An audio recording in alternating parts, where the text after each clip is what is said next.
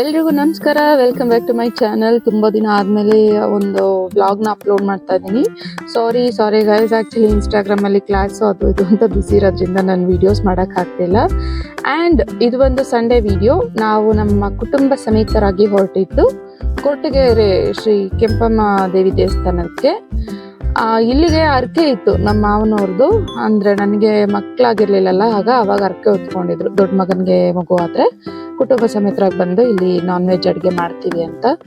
But ಯಾರೇ ಈ ದೇವಸ್ಥಾನಕ್ಕೂ first ಹೋಗೋಕ್ಕೂ ಮುಂಚೆ ಎಲ್ಲ ಏನಾದರೂ ಹರಕೆ ಹೊತ್ಕೊಂಡಿದ್ರೆ ಅಲ್ಲಿ ಕೋಳಿ ಕುಯ್ದು ಅಥವಾ ಮರಿ ಹೊಡೆದು ನೀವು ಅದನ್ನ ಹರಕೆ ತೀರ್ಸೋದಾದ್ರೆ ಅಲ್ಲಿ ಆರತಿ ಮಾಡ್ಬೇಕಂತ. ಈ ವಿಚಾರ ನಮಗ್ ಗೊತ್ತಿರ್ಲಿಲ್ಲ. ಆ ಬೆಲ್ಲದ ಆರತಿ ಇಲ್ಲ, ತಂಬಿಟ್ಟು ಆರತಿ ಮಾಡಿ ಉಪಹಾರ ಕೊಡ್ಬೇಕಂತೆ ದೇವ್ರಿಗೆ.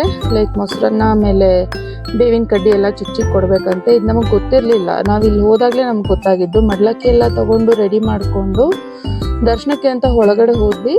ಒಳಗಡೆ ಹೋದಾಗ ಅಲ್ಲಿ ಈ ರೀತಿ ಆರತಿಗಳನ್ನೆಲ್ಲ ಇಟ್ಟಿದ್ರು. ಅಲ್ಲಿ ಕೇಳಿದಾಗ ಬಂದಿರೋರೆಲ್ಲ ಹೇಳಿದ್ರು, ಯಾರದೇ ಇಲ್ಲಿ ನಾನ್ ವೆಜ್ ಆರಕೆ ಇದ್ರೆ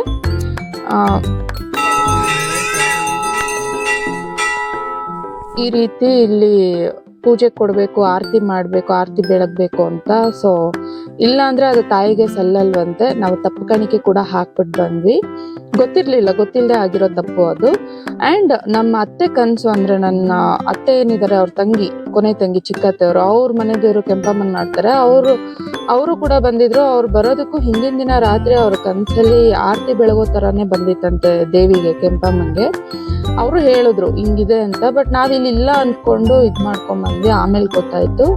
ಸೊ ದೇವಸ್ಥಾನದಲ್ಲಿ ದೇವರಿಗೆ ತಪ್ಪು ಕಾಣಿಕೆ ಹಾಕಿ ಕ್ಷಮೆ ಬೇಡಿ, ಮುಂದಿನ ಸರಿ ಬಂದಾಗ ಆರತಿ ಮಾಡಿ ನಿಮಗೆ ಫಲಹಾರ ಕೊಟ್ಟು ಪೂಜೆನೇ ಮುಗಿಸ್ಕೊಂಡು ಹೋಗ್ತೀವಿ, ಆಗಲೂ ಕೋಳಿ ಕುಯ್ತೀವಿ ಅಂತ ಕೇಳಿಕೊಂಡು ಮತ್ತೆ ನಮಸ್ಕಾರ ಮಾಡಿಕೊಂಡು ಅಲ್ಲಿಂದ ಬಂದ್ವಿ. ಇಲ್ಲಿ ಊಟಕ್ಕೆಲ್ಲ ಏನು ಅಂದರೆ ಪೆಂಡಲೆಲ್ಲ ಹಾಕ್ಕೊಡ್ತಾರೆ, ಹಾಗೆ ರೂಮ್ಗಳು ಸಿಗುತ್ತೆ. ಬಟ್ ನಮ್ಮ ಬ್ಯಾಡ್ ಲಕ್ ಅವತ್ತು ನಮಗೆ ರೂಮು ಸಿಗಲಿಲ್ಲ. ಆ್ಯಂಡ್ ಪೆಂಡಲ್ದು ಕಾಸ್ಟ್ ಜಾಸ್ತಿ ಹೇಳಿದ್ರು. ಮಳೆ ಎಲ್ಲ ಬಂದರೆ ಪೆಂಡಲ್ ಹಾಕಿನೂ ವೇಸ್ಟು, ಅಡುಗೆ ಮಾಡೋಕ್ಕಾಗಲ್ಲ, ನೀರು ಪಾರು ಸೋರುತ್ತೆ ಅಂತ ಹೇಳಿ ಇಲ್ಲೇ ಮರಗಳ ಕೆಳಗೆ ಈ ಥರ ಬೈಲಲ್ಲಿ ನಾವು ಅಡುಗೆ ಮಾಡೋಣ ಅಂತ ಇದು ಮಾಡ್ಕೊಂಡ್ವಿ. ಗಾಳಿ ಅಂತೂ ತುಂಬ ಗಾಳಿ ಇತ್ತು. ಆ ಗಾಳಿಯಲ್ಲಿ ಸ್ಟವ್ ಹೆಂಗೆ ಉರಿತು ಅಂತಲೇ ಗೊತ್ತಿಲ್ಲ. ಟು ಬಿ ಫ್ರಾಂಕ್ ಹೇಳಬೇಕು ಅಂದರೆ, ನೋಡ್ತಿದ್ದೀರಾ ಟಿ ಗಾಡಿ ಅಡ್ಡ ನಿಲ್ಲಿಸಿ ಅದಕ್ಕೆ ಪ್ಲಾಸ್ಟಿಕ್ ಎಲ್ಲ ಕಟ್ಟಿ ಗಾಳಿ ಉರಿಗೆ ಏನು ತೊಂದರೆ ಆಗಬಾರ್ದು ಅಂತ ಹೇಳಿ ಮಾಡ್ಕೊಂಡ್ವಿ. ಇಲ್ಲಿ ನಾನು ಮತ್ತು ಇವರೇ ನಮ್ಮ ಚಿಕ್ಕತ್ತೆ ಮಂಜುಳಾ ಅಂತ. ಸೊ ನಾನು ಇವರು ಇಬ್ರು ಒಲೆಗೆ ಪೂಜೆ ಮಾಡಿ ಅಡುಗೆ ಮಾಡೋಕ್ಕೆ ಶುರು ಮಾಡಿದ್ವಿ. ನಮ್ಮದು ರೆಸಿಪಿ ಇದ್ದಿದ್ದು ಇವತ್ತು ಮುದ್ದೆ, ಮಟನ್ ಸಾರು, ಚಿಕನ್ ಫ್ರೈ, ಚಿಕನ್ ಕಬಾಬು ಆ್ಯಂಡ್ ಬಾಯ್ಲ್ಡ್ ಎಗ್, ಬೇಯಿಸಿರೋ ಮೊಟ್ಟೆ, ಆಮೇಲೆ ಅನ್ನ.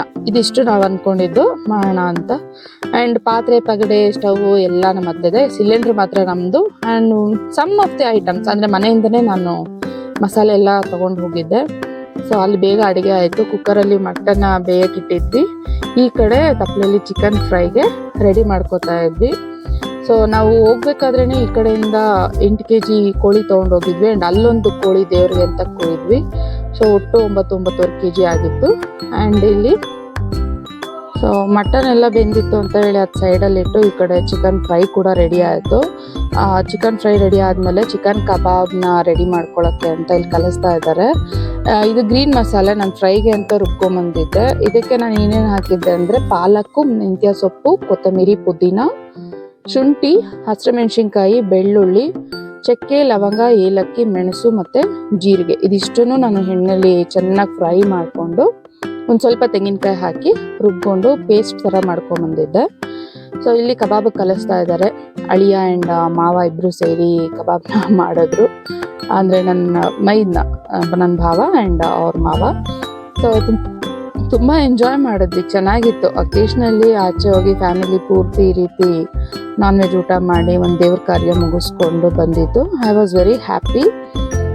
ನನ್ನ ಮಗಳದ್ದು ಇನ್ನೂ 2 ಅರ್ಕೆ ಬಾಕಿ ಇದೆ. ಒಂದು ಕೆಂಗಲ್ಗೆ, ಆಮೇಲೆ ಇನ್ನೊಂದು ಮುತ್ತತ್ತಿಗೆ. ನಾನು ನೆಕ್ಸ್ಟ್ ಅಲ್ಲಿ ಹೋದಾಗಲೂ ಕೂಡ ಅದ್ರದ್ದು ವ್ಲಾಗ್ ಮಾಡಿ ಹಾಕ್ತೀನಿ. ಮುತ್ತತ್ತಿಗೆ ಹೋಗೋದಕ್ಕೆ ತುಂಬಾ ಆಸೆ ಇದೆ ನನಗೆ. ಆ್ಯಸ್ ಯೂಶುವಲ್ ನಿಮ್ಗೆಲ್ಲರಿಗೂ ಗೊತ್ತಿರೋದು, ನೀರು ಅಂದರೆ ತುಂಬ ಇಷ್ಟ ಅಂತ, ಅದಕ್ಕೋಸ್ಕರ. ಸೊ ಇಲ್ಲಿ ಈ ಥರ ಕಬಾಬ್ಗೆಲ್ಲ ಕಲಸಿ ನೆನೆಸಿಡಕ್ಕೆ ರೆಡಿ ಮಾಡ್ತಿದ್ದಾರೆ. ಅನ್ನ ಮುದ್ದೆ ಎಲ್ಲ ಆಗೋಷ್ಟರಲ್ಲಿ ಇದು ಚೆನ್ನಾಗಿ ನೆಂದರೆ ಚೆನ್ನಾಗಿರುತ್ತೆ ಅಂತ. ಸೊ ಇದಾದ್ಮೇಲೆ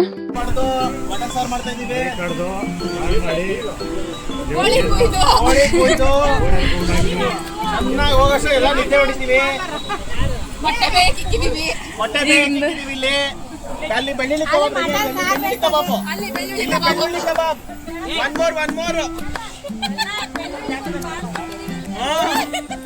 ಅಲ್ಲೇ ಕುಕ್ಕರ್ ಕಟ್ ಮಾಡಿದ್ದೀನಿ. ಫ್ರೈ ರೆಡಿ ಐತಿ. ಇಲ್ಲಿ ಫ್ರೈ ಚಿಕನ್ ಫ್ರೈ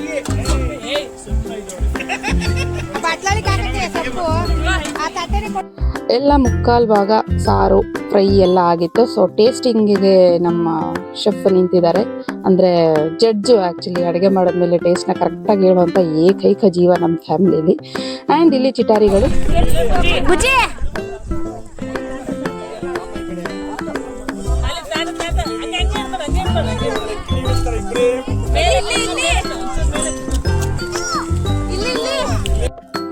ಇಬ್ರು ಅಷ್ಟು ಕಿತ್ತಾಡ್ತಾರೆ. ಅಂಥದ್ರಲ್ಲಿ ಇಲ್ಲಿ ಇಬ್ರು ಕೊಡೆ ಕೆಳಗಡೆ ಕೂತ್ಬಿಟ್ಟು ನೋಡಿ ಎಲ್ಲೋದ್ರೂ ಜೋಡಿ ಹಾಕಿ ಥರನೇ ಇದ್ರು. ಆ್ಯಕ್ಚುಲಿ ಅವಳ ಕೈಲಿರೋದು ಇವಳ ಕೈಗೆ ಬೇಕು, ಇವಳ ಕೈಲಿರೋದು ಅವಳ ಕೈಗೆ ಬೇಕು, ಹಂಗೆ ಕಿತ್ತಾಡ್ತಾರೆ.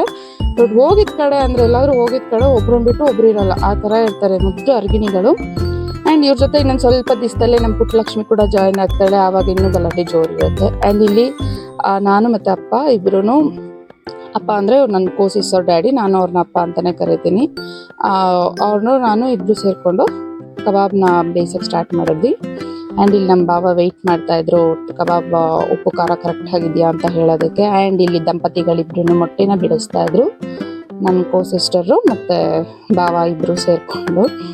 ಸಖತ್ ಎಂಜಾಯ್ ಮಾಡಿದ್ವಿ, ಹೇಳಿದ್ನಲ್ಲ, ಖುಷಿಯಾಗಿ ಒಂದು ಟಿ ಟಿ ಗಾಡೀಲಿ ಹೋಗಿ ಟಿ ಟಿ ಮಾಡಿಕೊಂಡು ಚೆನ್ನಾಗಿ ಎಂಜಾಯ್ ಮಾಡಿಕೊಂಡು ಅಡುಗೆ ಮಾಡೋವಾಗೆಲ್ಲನೂ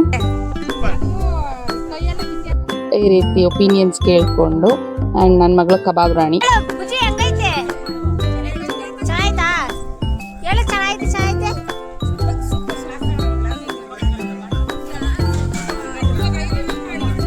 ಆ್ಯಂಡ್ ಅವ್ರು ಬಂದು ನಮ್ಮ ಅತ್ತೆ ಎರಡನೇ ತಂಗಿ, ಒಟ್ಟು 3 ಜನ ಅಕ್ಕ ತಂಗಿದಿರು, 3 ಜನ ಅಣ್ಣ ತಮ್ಮಂದಿರು.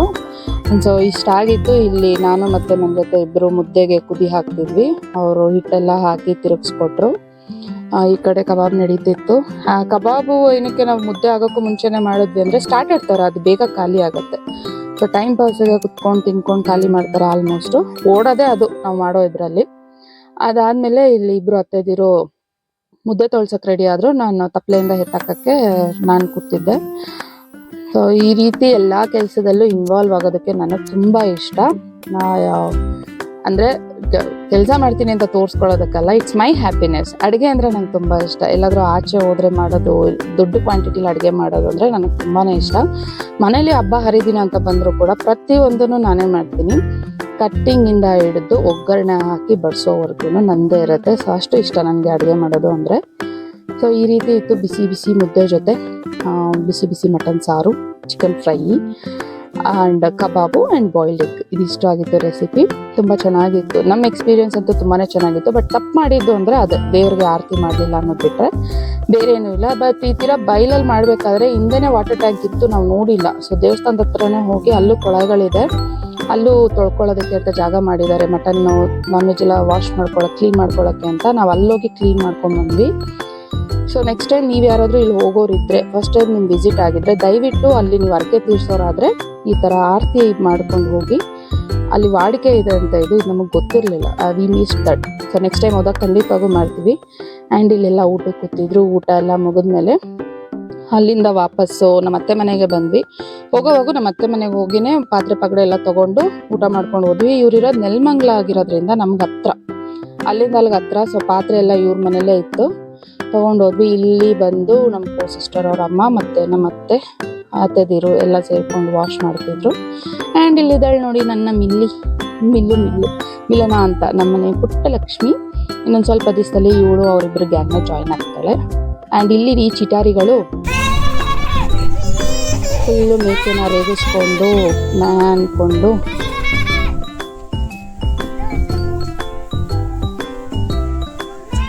ಓಡಾಡ್ಕೊಂಡಿದ್ರು, ಆಟ ಆಡ್ಕೊಂಡು ಖುಷಿಯಾಗಿ.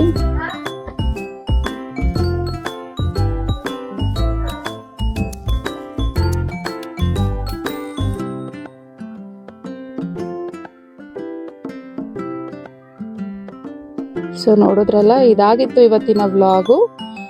ವಿಡಿಯೋ ಇಷ್ಟ ಆದರೆ ಲೈಕ್ ಮಾಡಿ, ಶೇರ್ ಮಾಡಿ. ನನ್ನ ಚಾನಲ್ಗೆ ಫಸ್ಟ್ ನೋಡ್ತಿದ್ರೆ ಸಬ್ಸ್ಕ್ರೈಬ್ ಆಗೋದನ್ನು ಮರಿಬೇಡಿ. ಮತ್ತೊಂದು ವಿಡಿಯೋ ಸಿಗ್ತೀನಿ. Take care.